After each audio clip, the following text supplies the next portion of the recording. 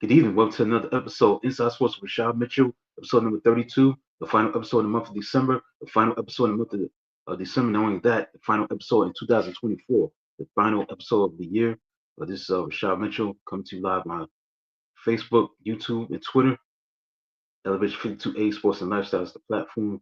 Inside Sports with Rashad Mitchell is now in session for episode number 32.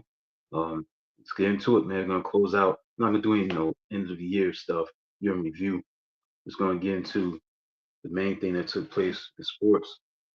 Start with the college football playoff that started this past last Friday. Overall, all the games were a dud, man. Except for Clemson and Texas very competitive, but the Indiana Notre Dame matchup was not a good game to watch. Unless you were a Notre Dame fan, it was a masterpiece. It was all about Notre Dame. They won by a score of 27-17. The score was not even closer than the score indicated. It was 27-3 in the fourth quarter. It was all about the running game of Notre Dame. It started with the running game. Indiana had a chance. They got an interception off of Riley Leonard. And then all of a sudden, Indiana had some pretty good field position. They had a chance to at least get a field goal, a touchdown drive out of that drive or a field goal. And then all of a sudden, Curtis Roke throws an interception, gets picked off by Xavier Watts, the safety. And then they backed up in their own territory. Notre Dame, they go 98 yards for a touchdown. Jeremiah Love touchdown run. And then again, going into this game is going to be about the run offense against the run defense of Indiana. Run offense against Notre Dame against the run defense of Indiana. How they're going to stop this Notre Dame rushing attack. And they did not do a great job on it, especially on that run. You just untouched.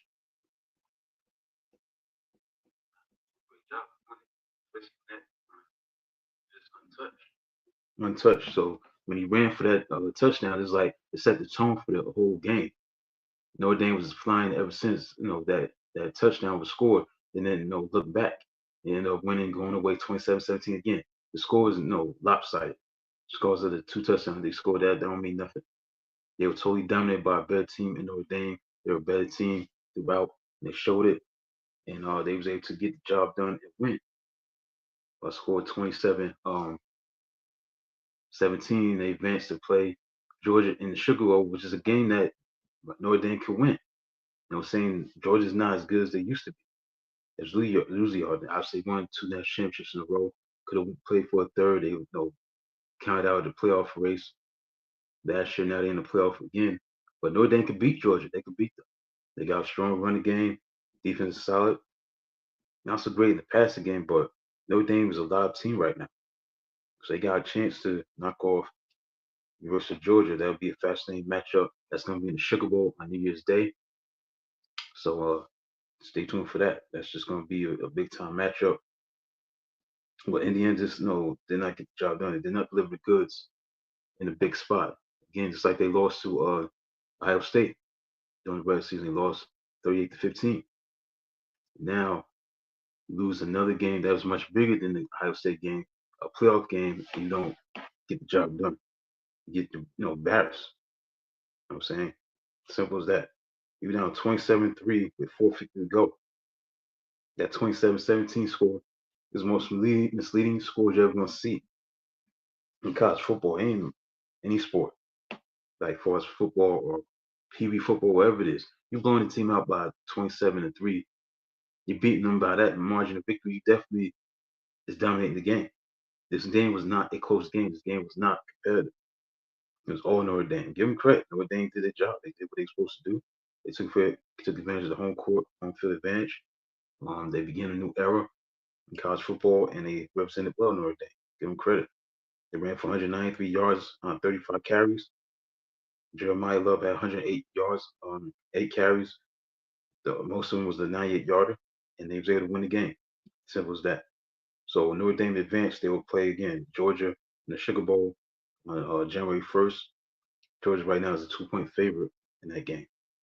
Right, the second game, you go into Saturday's game, you had Penn State versus SMU. Now SMU had a chance to show why they belong in the playoff, and they did not show up either. They got embarrassed. They got embarrassed 38-10. The quarterback played terrible. Kevin James was awful. He threw 2 pick-sixes, one to Dominique DeLuca and one to Tony Rojas. Just can't do that. That's how they got down 14-0 through those two interceptions. So in the big spot, he you know threw the ball into the wrong team's hands, the opposite team's hands, and they took advantage of it. And they was able to get down 14-0. That was it. Penn State was fine. It's like when they got up to that start, SMU just went downhill. They couldn't stop the running game. Kadron Allen ran for a 25-yard touchdown. Nicholas Singleton had a touchdown. It was 28-0. The game was over. They wasn't going to come back and win this game against Penn State. Penn State was flying once they got up 14-0. So give credit where it's due to Penn State. They won the game. Didn't do too much in the plastic game, but they ran the ball extremely well. Singleton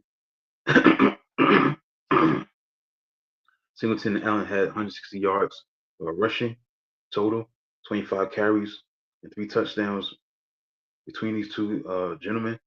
They ran for 189 yards in total of Penn State as a team. That's the difference maker right there. The defense and their running game was the difference maker, and they won this game 38-10. So now Penn State advances to the next round, the quarterfinals, and they will play Boise State. And Penn State is 11-point favorite. On December 31st, New Year's Eve, they'll play each other. So keep your eyes on that matchup.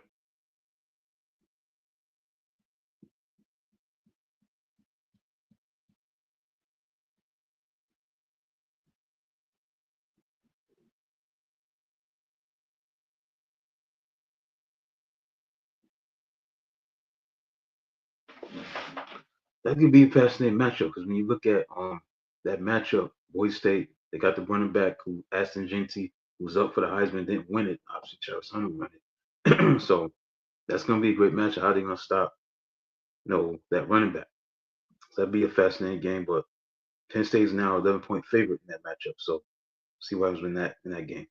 The game that was competitive for a while. And give credit to Clemson. They got to a great start. Kay Clubman threw a touchdown pass to Antonio Williams from 22 yards out to make it 7-0. So they got to a great start. The problem with Clemson is they run defense. They couldn't stop the rushing attack of Texas. They ran for 292 yards. That's almost 300 yards. And the catalyst for Texas was the two running backs, Jadon Blue, 146 yards rushing on 14 carries and 2 touchdowns. And Travion Wisner had 110 yards and on 15 carries and 2 touchdowns. So that was the difference, man. That the running attack. And give credit to Clemson, even though they were getting blown out in that game, they did cut the lead to 7 points in the fourth quarter. But again, Blue ran for a 77-yard touchdown.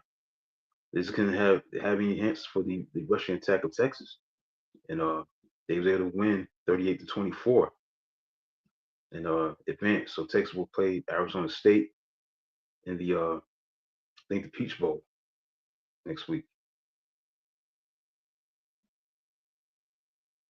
So that's the thing about Clemson. They just couldn't stop the running game.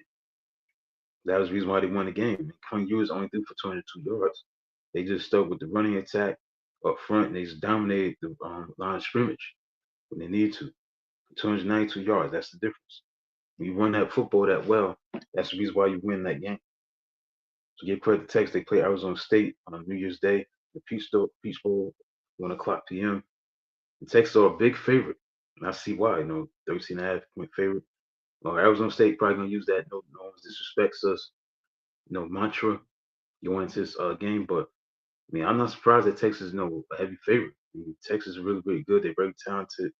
They're a good team for a reason. So now we're gonna see how good this team is.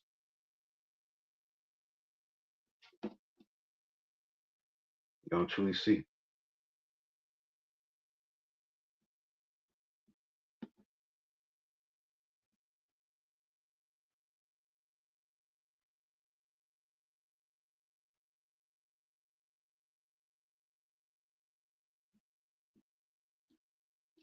So that's the thing you gotta give credit where it's due, man. The way they, run the football, that's the difference. When you run the football, you got a chance to win.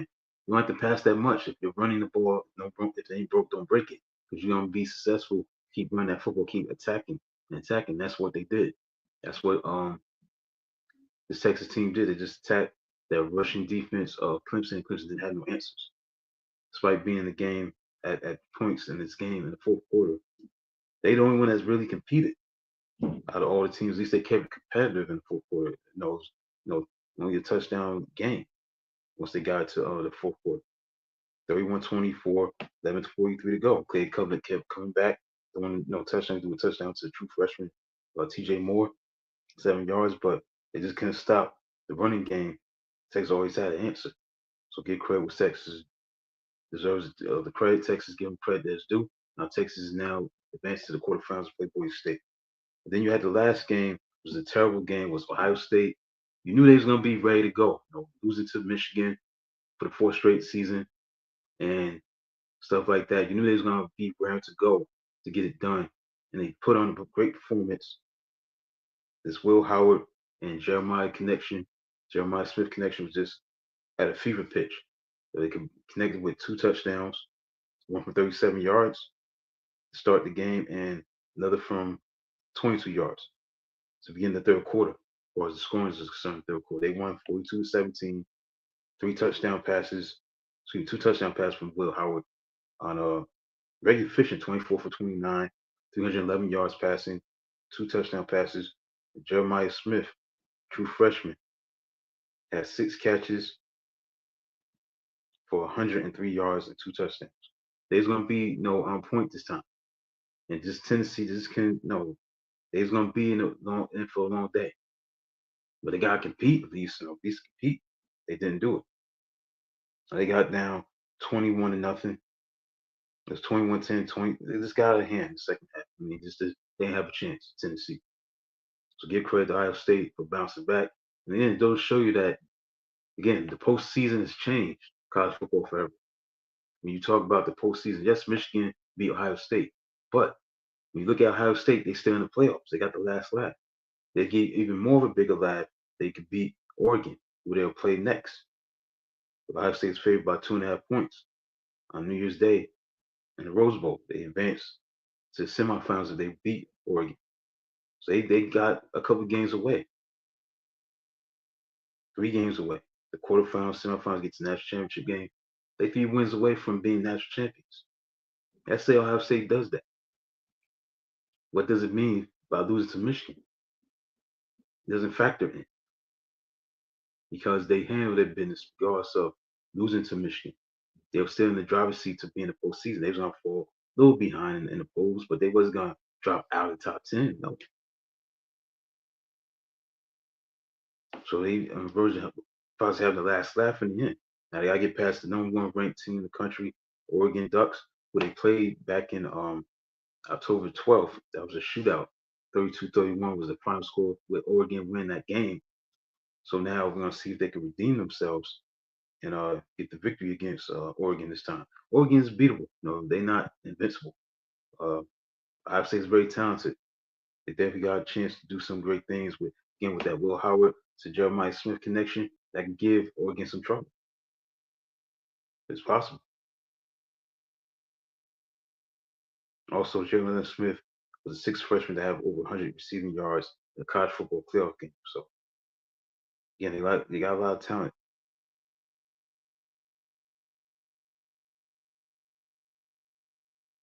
So you'll face Oregon the second round game. Again, Oregon beat Ohio State 32-31 on October 12th. So let's look at the games that are coming up. Hopefully, the games will be much better than the four games that we saw. If you're able to check it like myself, be much more compelling, much more competitive. Just have some more drama. That's what it's all about, as far as that is concerned. All right. Speaking of bowl games, right now you got Arkansas State against Bowling Green in the first quarter, 13:45 to go, scoreless. Arkansas State has the ball at their own 40-yard line. It's the 68 Ventures Bowl. Then you had a 6 overtime matchup between Toledo and Pittsburgh. And Toledo won 48-46, the game above Sports Bowl. Then Kansas State beat Rutgers 44-41 in the Rate Bowl. So had a couple of high-scoring bowl games today. Those bowl games are concerned. All right, let's move on to Rickey Henderson, man. Rickey Henderson passed away on December 20th. Matter of fact, Rickey Henderson, his birthday was yesterday. He was born on December 25th. He would have been 66. But unfortunately, he passed away due to asthma. I think he had like pneumonia, stuff like that. So sad to see him pass. But he's one of the all-time great uh, leadoff hitters, man. You talk about the greatest leadoff hitter, it was Rickey Henderson. 81 leadoff home runs. I think that's a record. Look at how many scores, the runs he scored. He scored 2,295 runs. And he had 1,406 stolen bases. This guy was just a machine. That's what he was, man. He was the man of steel. This guy just knew how to get it done. He was just an amazing 1 of 1. Never gonna see the likes of Rickey Henderson because he played such a long time. Since he came up in the 70s to the 2000s, man. This guy was in his 40s when he retired. He loved the game of baseball, and he was the last of a dying breed. He played on 9 teams. You say he was a mercenary, whatever it is, but this guy did his thing. You know, passed away at age 65 on December 20th. He's got to be the greatest hitter ever. He knew how to set the tone. He was a perfect table setter to set the tone for how the game going to start. Was hitting a leadoff homer, getting on base with a walk, a base hit. You knew once he got on that first base, he was going to steal second and third. That was his thing. He's going to wreak havoc on the pitcher and the catcher. And he knew how to manufacture runs. That's why he's the master at that. He scored the most runs ever than anybody in baseball history. That's why he was what he was because he knew how to just manufacture runs. This guy played 25 seasons for 9 teams from 1979 to 2003. I'm saying he's the greatest leadoff hitter, base runner ever. He holds Major League Baseball records for career stolen bases, runs, unintentional walks, leadoff home runs. This guy is amazing. He's right so the first Hall of Famer. His first year of eligibility in 2009. He's one of the dominant players in baseball history. He made his debut 45 years ago. He played his last game in 2003. 25 seasons. This guy just loved playing baseball, man. That was his thing. Same time All-Star, 2-time World Series champion, 1989 with the Oakland A's, his second stint with them. In 1993, he won it with Toronto Blue Jays. Won the AL MVP, ALCS MVP, and he could also field Gold Glove Award, 1981. Obviously, 12-time All American League stolen base leader. That was 12 times he held down that for a long time. This is the record that he still has. That may never be broken. 1,406 stolen bases in his career. 2,294 career runs. 130 stolen bases in a single season. There's no breaking that. He's the only player in American League history to steal 100 bases in a season. Obviously broke Lou Brock's record.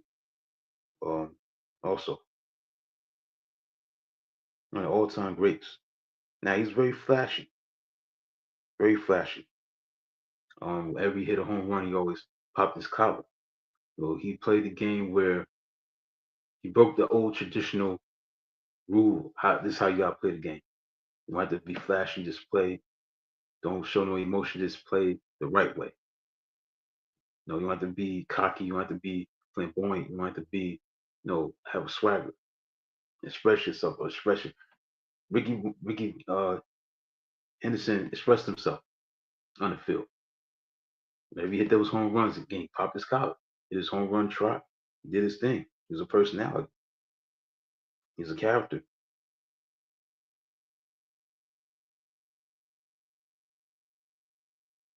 He was just that guy. But he backed up what he said he was gonna do. He backed it up. So you look at Rickey Henderson. He walked the walk. He talked the talk. He walked the walk. He backed up what he was about.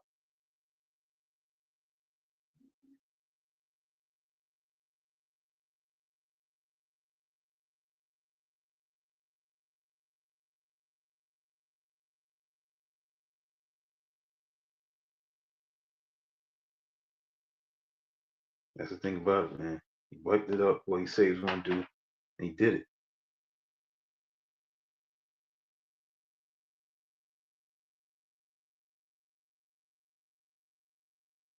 So I just wanted to start the show, not just with obviously the college football, also talk about Rickey Henderson's passing because it was stunning to see him, pass. So I remember when he was with the Yankees and when he went to the Oakland A's the second time.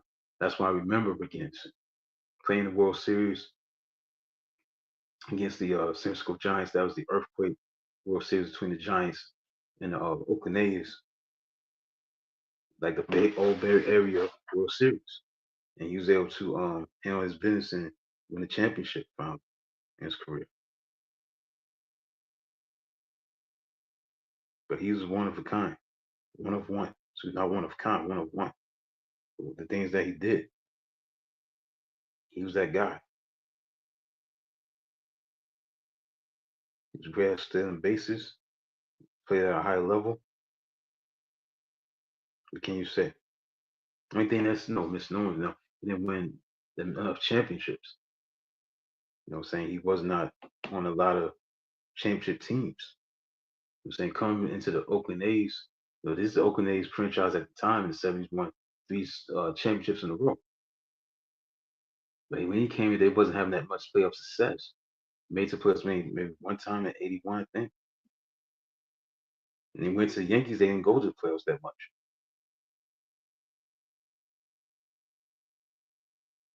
from that perspective. So they had their struggles. Yeah, they won the division title in '81, but they didn't do anything '82, '83, '84, or '79 or '80. So they wasn't successful. So when you look at Rickey Henderson, he wasn't doing that much or was playing in the postseason. When he went to the Yankees, again, they had success, but not good enough success. Because during the '80s, they ain't win no division titles, let alone a pennant. They had no Rickey Henderson. Not his fault. He did his part, but it just wasn't good enough. So he goes back to Oakland where he got started, and he already had a team that was already in the World Series in 1988. So he was kind of like the missing piece of the puzzle in a sense. Look what happens. They win the World Series in sweep, beating the Giants. And then you go to 1990, they go play the Cincinnati Reds. It was not the 2.0, the Red Machine 2.0. Just that they got hot at the right time. Because in a sense, we look at that Cincinnati Reds team that had guys that were pretty good players. Paul O'Neill will have a lot of success with the Yankees. Not a great player, but he was pretty good. Mariano Duncan, Billy Hatcher, I believe, was on that team. Um, Todd Benzinger, I think that's his name. Chris Sabo. Jose Rio was a pretty good pitcher. Obviously, they were known for that bullpen, the Nasty Boys. Norm Charlton, Rob Dibble, Randy Myers. So they had a great bullpen. But that team was not supposed to beat the A's that year. The A's were on the verge of a dynasty. They already lost in '88 to the Dodgers. That was upset. You beat the Giants in '89, and then you come back in '90. You go to World Series, which I expected, but you lose to the Cincinnati Reds. One of the great upsets ever. And think about with Rickey Henderson when he was with the Yankees, he played with Dave Winfield and Don Mattingly. So he played on a very talented team. It's just that they didn't have enough pitching. They had no pitching success to get the job done. They was always finishing second to Toronto or Boston Red Sox. Then they fell in fourth place, fifth place, so it wasn't as good. I don't think it's because of Rickey Henderson. I think he did his best, put up the effort to have good seasons with them.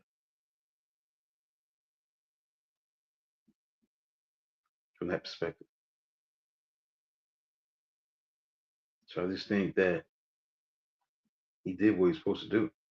His first season with the Yankees, he led the league in runs scored, 146, stolen bases, 80, fourth in batting average, 314, walks, 99, on-base percentage, 419, hit 24 home runs, seventh in slugging percentage, won a Silver Slugger Award, was third in the MVP voting. That's his first year, 85. 146 runs scored that he did. Rickey Henderson was the most since Ted Williams did it in 1950 with 150. He was the first player since Jimmy Fox in 1939 to amass more runs scored than games played. Also, he became the first player in Major League history to reach 80 stolen bases and hit 20 home runs in the same season. Also, can't forget Eric Darius was on that team, the Cincinnati Reds team also. Who should have been a great player, but didn't work out.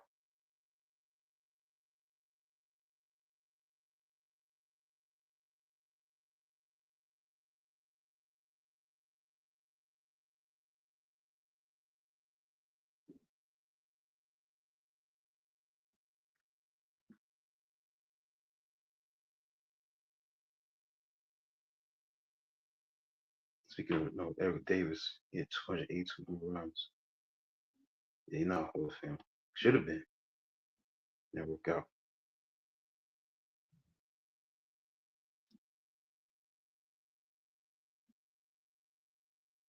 But again, a lot to say about Rickey Henderson, man. He was just an all-time great player.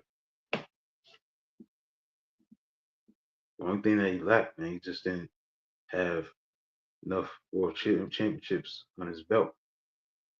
They should have. But again, the teams that he played on wasn't good enough to get to the championship, especially when he was with the Yankees. And the Oakland A's teams, the early teams, they just wasn't good enough.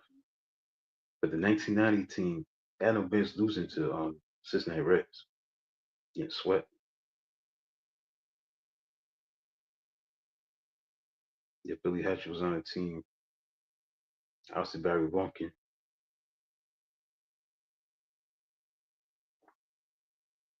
That was a huge upset. Yep, Rob Dibble, Randy Myers, and Norm Charlton. That bullpen was definitely big time. Great pitchers. That bullpen. But they were heavy favorites. Like Oakland is rightly so. They became the first franchise to appear in three consecutive World Series since the Yankees did it in the mid to late 70s.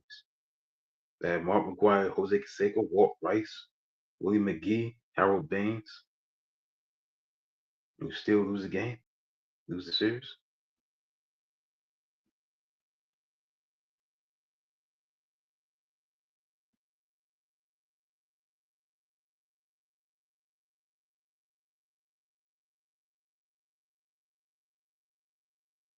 It is what it is. Not gonna win all the World Series, but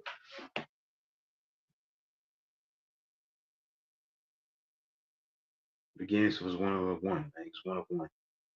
He had pneumonia. That's what he had.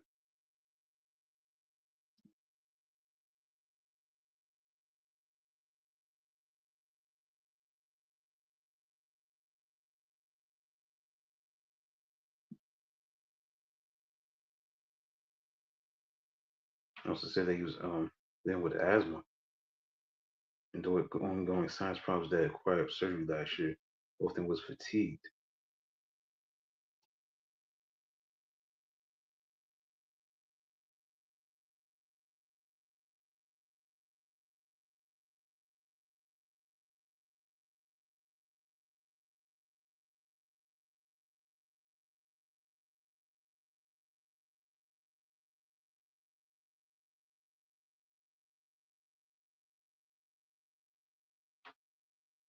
Some quotes right here that he was always on the go. Him having asthma, him being sick never stopped him. He had these rental properties in Oakland, him cutting grass, trying to work on his property. He was always on the go. He loves to fish. He just took up hunting.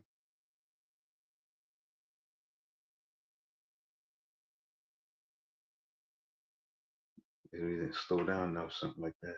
That's what said by Dave Stewart, his longtime friend.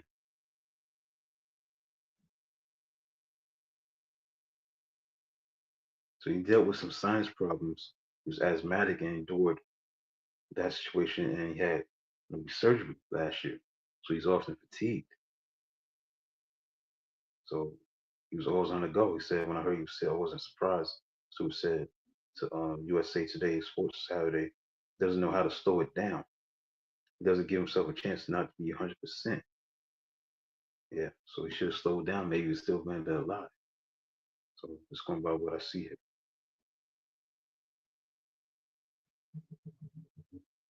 Yeah, so the consequences of that, dealing with that, being, asthmatic and science problems. So kind of led to, him passing away.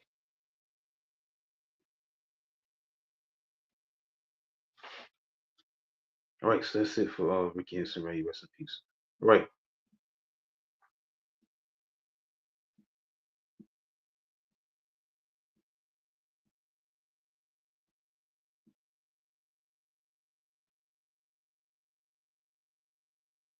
let's talk about NBA against NBA.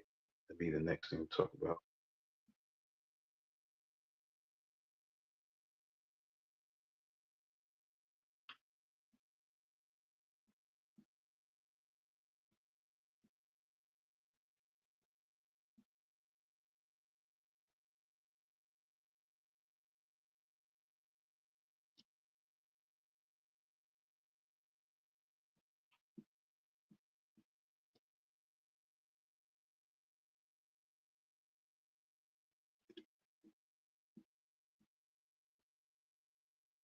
Okay, NBA recap. I'm just going to talk about yesterday's games. I think the game to talk about, above all, without question, is the Philadelphia 76ers. What they did yesterday, I think, was very impressive because finally, I was able to see this game and see the totality of the lineup that they supposed to have. Obviously, dealing with rash injuries, Joe Embiid, Tyrese Maxey, and Paul George. You saw what they can do, those three guys on the court. Now, Paul George didn't play very well. He only had 12 points, 4 for 15 from the field. Caleb Martin made up for that, picked up the slack. And he had 23.7 3-point shots. Joe Embiid had 27. Maxey had 33 points. This shows you how good they can be when they have everybody in that lineup. And they can knock off the Boston Celtics. Boston did not have Drew Holiday, so it wasn't 100% with him, but they still had, Tatum and Brown and, you know, the usual guys that they have. Horford, Derek White. So they was able to have those guys in. Jason Tim had a big game, 32 points, 15 rebounds. Jalen Brown had 23 points. Derek White had 21 points. Porzingis played. It's the second loss in a row. The first time of the season for the Celtics. So he didn't have the services of Drew Holiday. And I get that. But when you look at the way the 76ers played, they deserved to win that game. They were a better team. And if they could play like that on a consistent basis, they could be dangerous in the Eastern Conference.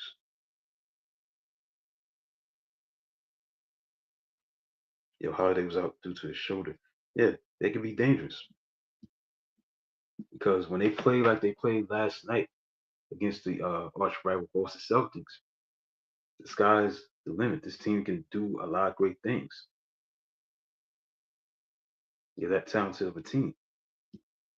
They have those guys in the lineup. This got to be healthy. Simple. They're healthy. They unstoppable. They're that good. They won 118 to 114. They're a better team. I was more impressed about that than any game that was played last night. All the 5 games on Christmas Day. Again, George didn't play well, 12 points. He didn't make a 3-point shot. He took 7 of them, but he didn't make none. But Caleb Martin played great, 23 points, 7 out of 9 from three, 8 for 11 from the field. And B played pretty good, 27 points, 9 rebounds, 8 for 15 from the field. Maxey was 33 points, 12 assists. So now Philly is 11-17 right now, 11 wins, 17 losses. They play the Jazz on Saturday, the Trailblazers on Monday, so they can get close to 500. They 6 games under 500, so they win the next 2 games. These are winnable games for the 76ers. They're currently on a road trip. They got to play at Utah, and then they got to play at Portland. So if they can win those games, they'd be 13-17. They'll be only 4 games under 500. So they still got a shot to still make the playoffs.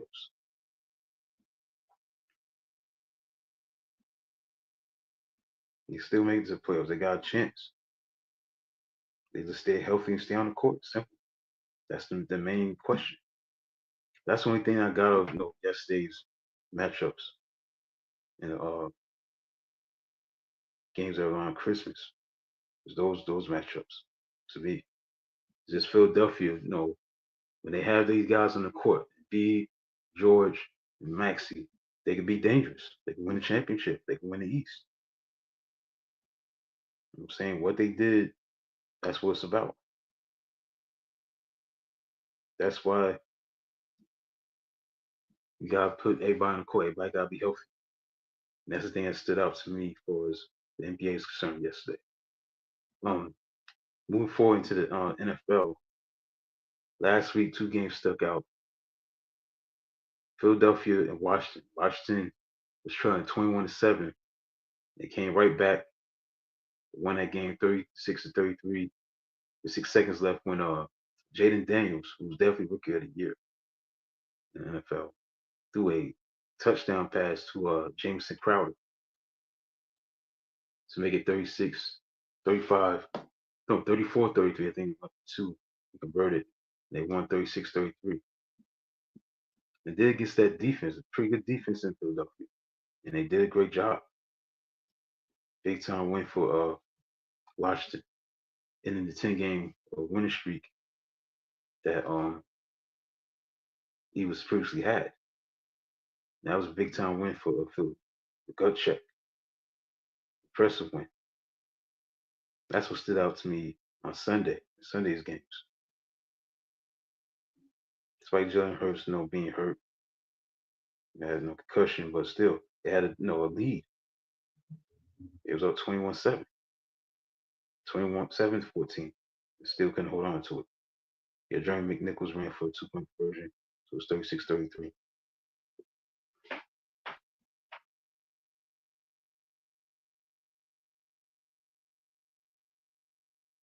5 touchdowns by Daniels, man. Incredible. Look at his stats so far. 22 touchdowns, 8 interceptions. So that's a good win. Good win for the Commanders. Bad loss for the Eagles because they had a chance to still have a chance to win this number 1 seed. Now it's gonna come down to Detroit handles their bench this week to see who they play this week.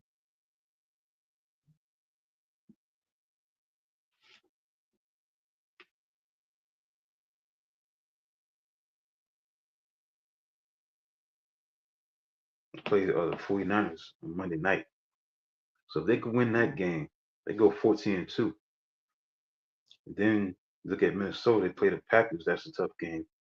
They go into that game next week, the last game of the season. That's a big game. The number 1 seed, Vikings and the Lions.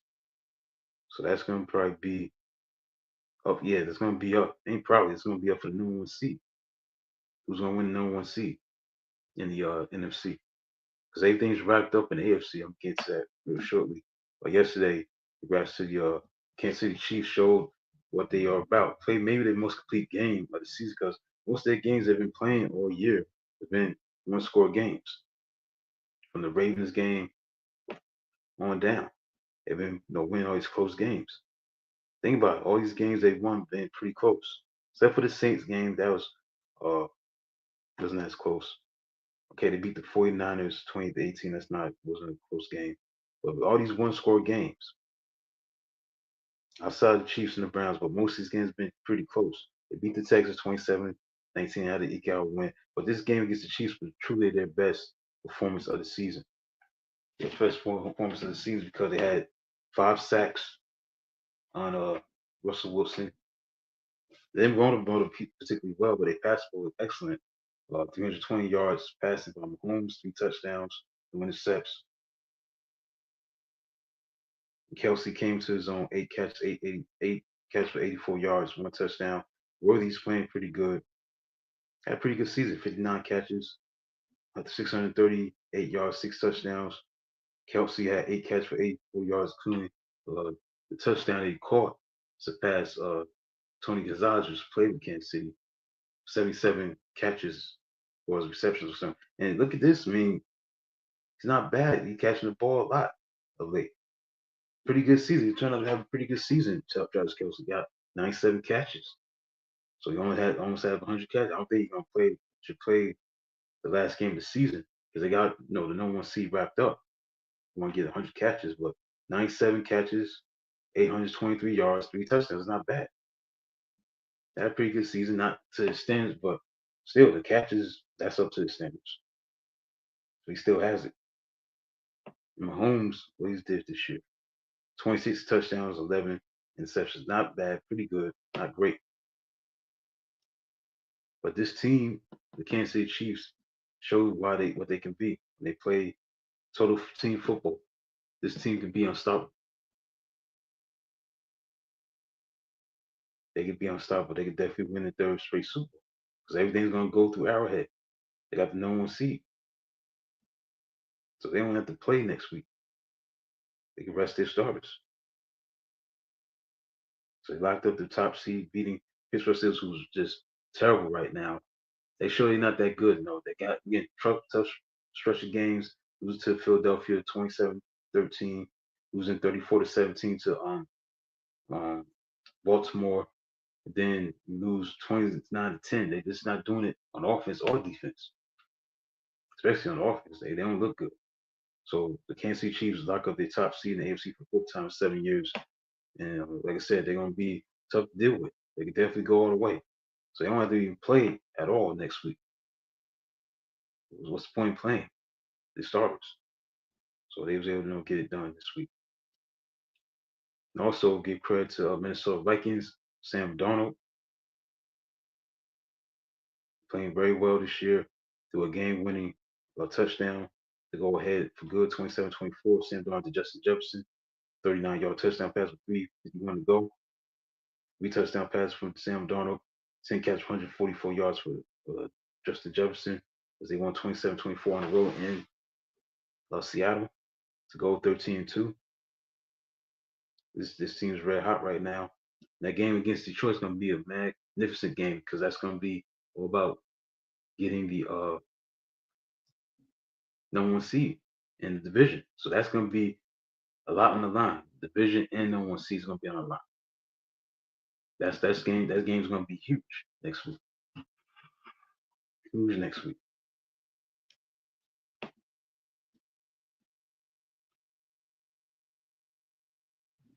And the touchdowns, man. Sam Darnold has 32 touchdowns, 11 interceptions.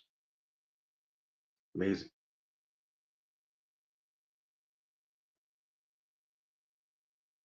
Amazing. They got to do in the playoffs, though. They're showing the playoffs. Those games that stood out to me was games this past week. Yeah, that's basically it. Right now, we got an NFL game going on. Start week 17. We got obviously week 17 actually started yesterday. Yeah, yesterday for the Christmas games. Ravens beat the Texans 31-2. Again, the Texans just don't have all they got. Stephon Diggs is out. Tank Dell suffering a gruesome injury against Kansas City.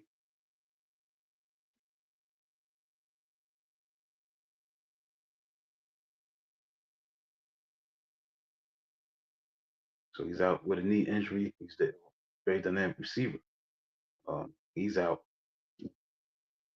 No Stephon Diggs. So they banged up, but still, you can't lose 31-2. They ain't scoring no offensive touchdowns.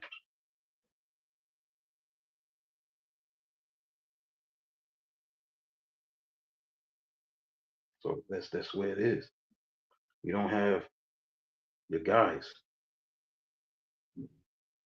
They have a tough time. You're getting sacked five times,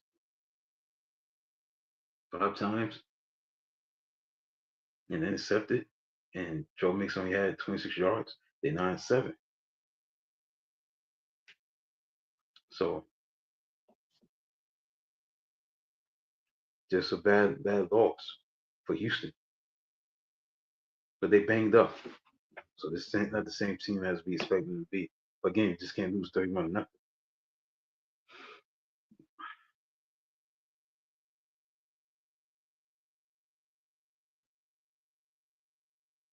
Right now, Seahawks is leading the Bears in the third quarter, 63. This is a must win for Seattle to try to stay in that division race.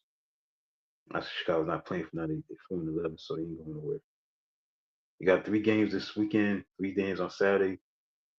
Implications, Chargers trying to get in the postseason. That's a big game for them. Chargers at the Patriots. And the Bengals and the Broncos, man. The Bengals may have a chance, a slight chance to get in the playoffs. They got a chance to be in the postseason. Obviously, if they get a win against Cincinnati, like a postseason berth, first time since 2015. So they gotta go in Cincinnati and win. Win, they're in. The Bengals have a chance, man. The Bengals got a chance to Cincinnati Bengals. That dynamic duo, Burrow to Chase, Jamar Chase, and Joe Burrow, man, that's fun to watch. If they get in the playoffs, it'll be a fun team to watch in the playoffs. So they got on a lot. They're playing very good. They got a chance to make it close, but they need a lot more help from other teams. Unfortunately, they can't get in themselves. But for the Broncos, if the Broncos win this week, they're in the postseason. Then Sunday's games, not that great. They have some implications. Eagles trying to win the division.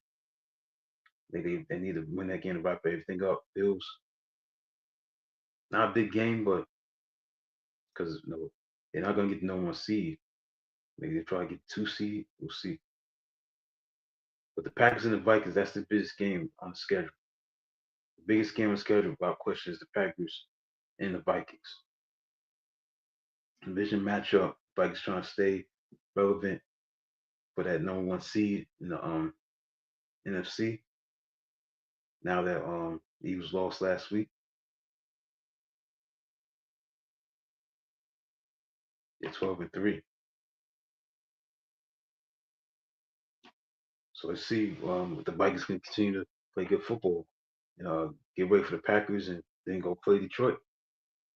See what happens with that. Detroit got to play San Francisco. San Francisco's out of the playoffs because they got 9 losses. They lost last week.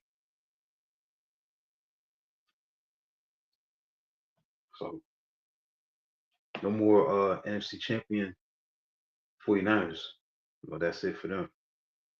It's the end of their reign as champions of the NFC. So they will not be playing in the playoffs this year. They lose to the Dogs 29-17. So 49ers are out.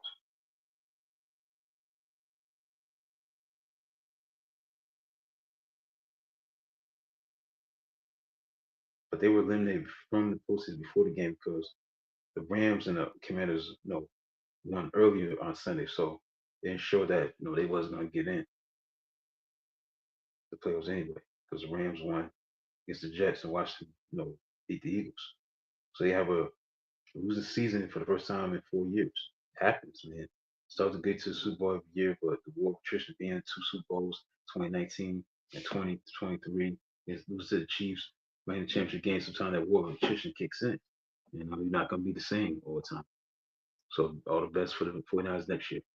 All right, so that's basically it for the coverage of the NFL. All right, so let's get into on this day in sports history for December 22nd, 6. It's the final episode of the year, man. Our final episode of 2024, man.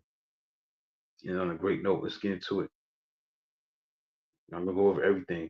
I'm gonna go over the first event on December 26th. It was in 1908. An African American boxer, Jack Johnson, stops Canadian defending champion Tommy Burns in the 14th round in Sydney, Australia, to become the first black man to win world heavyweight title. Burns is favorite in 12th title defense, but Johnson dominates before police stop the bout. 1917, December 26th, first NHL defenseman to score a goal was Toronto Maple Leaf Harry Cameron. 1919, on December 26th, Yankees and Boston Red Sox reached agreement to move future Baseball Hall of Fame pitcher slugger Babe Ruth to New York. 1925, on December 26th, first East-West Shrine Game bowl game of college football All-Stars played before 25,000 fans at Union Park, San Francisco. Proceeds continue to benefit Shriners Hospitals for Children. Let's keep moving.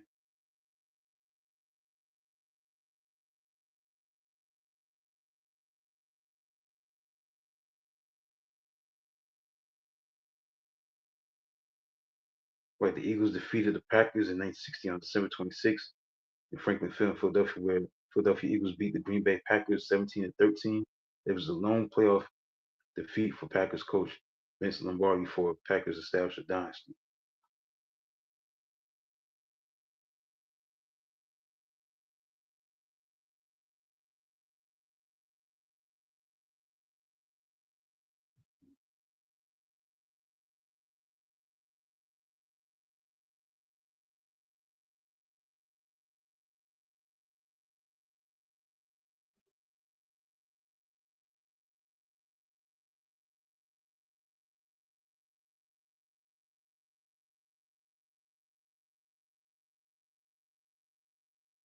In 1990, Reggie Williams becomes the first general manager of the WLAF New York, New Jersey Knights. Chuck Noll retired on December 26, 1991 as the head coach of the Pittsburgh Steelers. He coached from 1969 to 1991. In 1992, New York Jets announcer Marty Glickman retired at age 75. All right, that's basically it. So that's it. But yeah, last year in 2023, the Detroit Pistons suffered a 118 to 112 loss to the Brooklyn Nets at home. That set an NBA single season record with their 27th straight defeat. The difference how a year makes for the Detroit Pistons, because right now they got as many wins as they had last year. They're much better this year under JB Bickerstaff. Their record is, I think, 14, 13, and 17. 1-2 in a row. So they're definitely better than it was last year. They're ahead of Philly. They ain't 10th place in the East.